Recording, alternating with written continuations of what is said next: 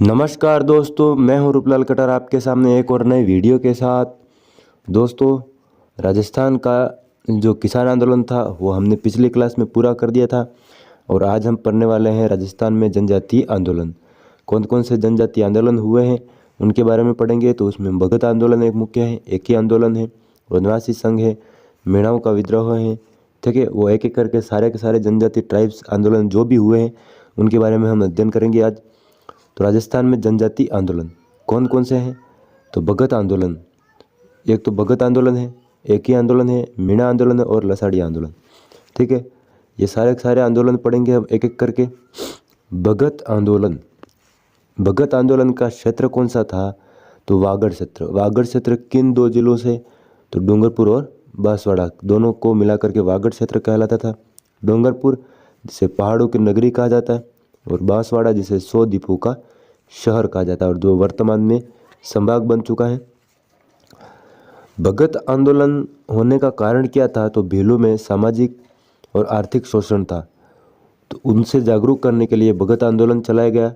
किसके नेतृत्व में चला गया? तो गोविंद गिरी, संत गोविंद गिरी महाराज के नेतृत्व में यह आंदोलन चला था।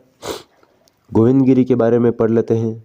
तो इनका जन्म 1858 में यानी जस्ट 57 की क्रांति के बाद बांसिया गांव डूंगरपुर में इनका जन्म होता है। परिवार इनका बंजारा था। उपनाम है इनके भीलों के गुरु, और गुरु राजगिरी थे इनके, यानी गोविंद गिरी के गुरु थे राजगिरी।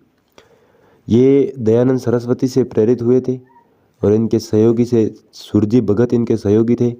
आरपीएससी ने लगभग 10 से 12 बार के क्वेश्चन पूछा है कि सुरजी भगत का संबंध किससे है। ठीक है, भगत आंदोलन के बारे में मेन फैक्ट पढ़े तो संप सभा का गठन हुआ था भगत आंदोलन के तहत ही, और भगत पंथ भी चलाया गया था भगत आंदोलन के तहत। संप सभा का अर्थ है भाईचारा। कब? तो 1883 में सिरोही में इसकी स्थापना की गई। संस्थापक कौन थे? तो गोविंद गिरी महाराज। प्रथम अधिवेशन कब हुआ था? तो 1903 में। कहाँ पर? तो मानगढ़ पहाड़ी पर। भगत पंथ चलाया गया था 1911 में। इसके भी संस्थापक गोविंद गिरी थे। उद्देश्य था भीलों में जागृति पैदा करना। भील जनजाति में जो उसमें जागृति पैदा करना, यानी दारू पीने वालों को भगत बना रहे थे। ठीक है, जो भी दारू पीते थे उनको भगत बना रहे थे, उन्हें भगत कहा जाता था। ठीक है, मानगढ़ पहाड़ी का हत्याकांड, ये हत्याकांड राजस्थान में बहुत प्रसिद्ध है। राजस्थान में क्या पूरे भारत में प्रसिद्ध है। कहाँ पर है? तो बांसवाड़ा में। भीलों की सभा चल रही थी। कब? 17 नवंबर 1913 को गोलियां चलवा दी मेवाड़ भिलकोर द्वारा। मेवाड़ भिलकोर ही नहीं, इसमें बांसवाड़ा और डूंगरपुर के शासक भी शामिल थे, लेकिन इतिहासकार और इतिहास के पन्नों में मानगढ़ हत्याकांड को केवल मेवाड़ भिलकोर पर यानी अंग्रेजों को ही मेन टारगेट किया जाता है कि अंग्रेजों ने ही करवाया है। यानी इसमें 90% सपोर्ट था यहाँ के शासकों का। यहाँ के शासकों के सपोर्ट के बिना अंग्रेज थोड़ी करवा पाते। ये सब मिली भगत थी, गोलियां चलवा दी थी। 1500 भील शहीद हुए थे इसमें।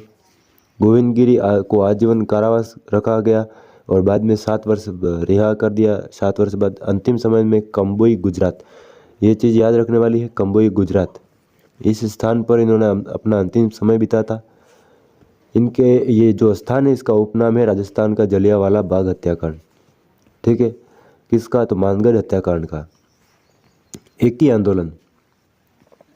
आंदोलन क्षेत्र है इसका भोमट क्षेत्र, भोमट आंदोलन भी कहते हैं इसको। सिरोही, बांसवाड़ा, डूंगरपुर और उदयपुर। कारण क्या था? तो भीलों में एकता जागृति के पैदा करना। ठीक है, इसके नेतृत्वकर्ता मोतीलाल तेजावत थे। मोतीलाल तेजावत जी के बारे में पढ़े तो इनका जन्म 1886 में हुआ था कोलियारी गांव उदयपुर में। ओसवाल ब्राह्मण थे ये परिवार में। कामदार जाडोल ठिकाने में ये कामदार थे। इनके उपनाम आदिवासियों के मसीहा या बावजी। एक ही आंदोलन का नारा था ना हाकिम ना हुकुम। क्या नारा था? ना हाकिम ना हुकुम। शुरुआत 1921 में जाडोल से हुई थी। जाडोल उदयपुर में है। ठीक है, मांग क्या थी? तो मेवाड़ पुकार की मांग, मेवाड़ की पुकार ये मांग थी। 21 सूत्री मांग तैयार की थी मोतीलाल तेजावत ने। नीमड़ा हत्याकांड होता है, इसके तहत राजस्थान का दूसरा जलियांवाला हत्याकांड कहा जाता है। 7 मार्च 1922 को हुआ था। सभा आयोजित थी मेवाड़ भिलकोर द्वारा ही। ये देखो दोबारा मेवाड़ भिलकोर का ही सपोर्ट नहीं, वहाँ के शासकों ने भी सपोर्ट किया था अंग्रेजों का। 1200 भील शहीद हुए थे। मोतीलाल तेजावत ईडर के सामने आत्मसमर्पण कर लेते हैं। गांधी जी के कहने पर ईडर पुलिस थी, उनके सामने आत्मसमर्पण कर लेते हैं। महिंद्राज सभा द्वारा इनको रिहा कर दिया था। और महिंद्राज जो सभा है, महिंद्रजा, ये सभा मेवाड़ में न्यायिक प्रशासनिक व्यवस्था थी, वो महाराणा फतेह सिंह के समय बनाई गई थी। महिंद्राज सभा मेवाड़ में न्यायिक संस्थान थी। अभी जस्ट बताया, स्थापना 1880 में महाराणा फतेह सिंह बोला मैंने, महाराणा सज्जन सिंह, इन्होंने महिंद्राज सभा का स्थापना की थी। ठीक है। मीणा आंदोलन, प्रारंभ में ढूंढर राज्य के शासक थे मीणा। ठीक है। 2 प्रकार के, जमींदार मीणा और चौकीदार मीणा। कृषि करने वाले जमींदार और सुरक्षा करने वाले चौकीदार मीणा। क्षेत्र जयपुर और शेखावटी का क्षेत्र सारा मीणाओं का आता था। मीणा जनजाति को आपराधिक जनजाति घोषित कर दिया गया। 1924 में क्रिमिनल ट्राइब्स एक्ट लागू किया गया था इन पर। और जरायम पेशा कानून 1930 में 12 वर्ष से अधिक, ये जरायम क्या है तो 12 वर्ष से अधिक भील पुरुष व महिलाओं को प्रतिदिन थाने में जाकर के हाजिरी देनी पड़ती थी। ये जरायम पेशा था, कानून था।